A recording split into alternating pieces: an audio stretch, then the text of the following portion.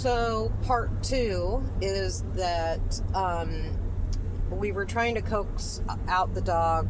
My son had tried, and the dog wouldn't listen, so he said he was going to go sit in his pickup and he was going to be leaving soon, but he didn't know what else we were going to be able to do because the dog wasn't getting out of the vehicle or listening to us.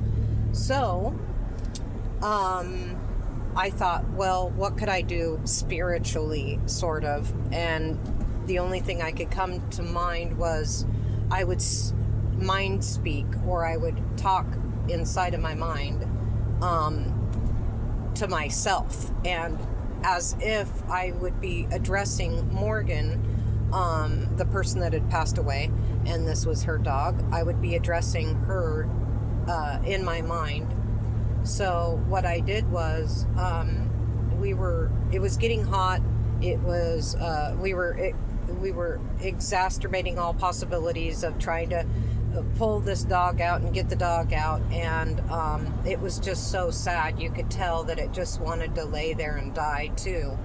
You could tell it knew that his owner had passed away. You could tell. It was so obvious.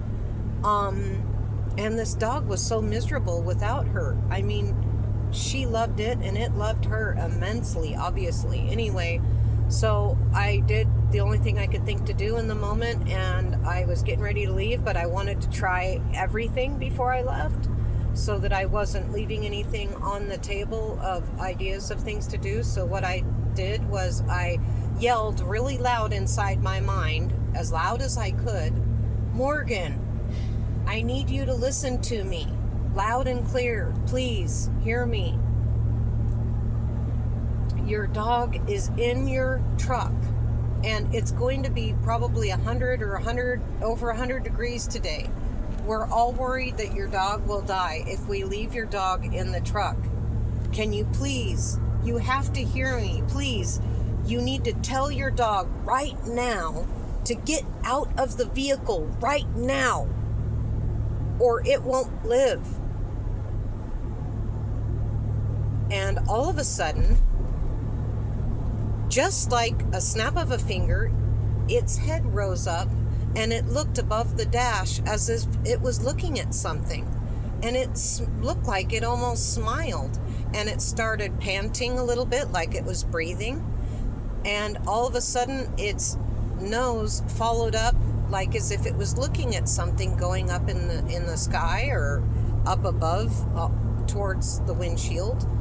And all of a sudden, the dog jumped up and immediately ran out of the truck. And my son was about 30 feet behind me, and he got out of his truck, and I was yelling, Chaz, you're not going to believe what just happened."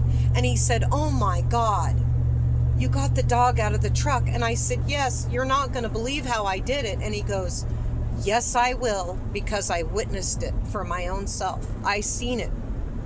So yes, whatever you're going to tell me doesn't matter. I'm going to believe you because I seen it for myself." And I was just in shock. And the dog, he grabs the dog, and the dog also at the same time he yells at the dog's name and told the dog to jump in his vehicle. And he also was leading the dog at the same time, grabbing at its collar and leading it in the vehicle.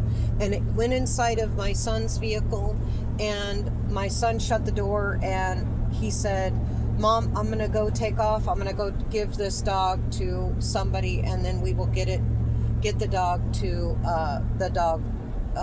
to Morgan's parents and their family." And but for right now, we're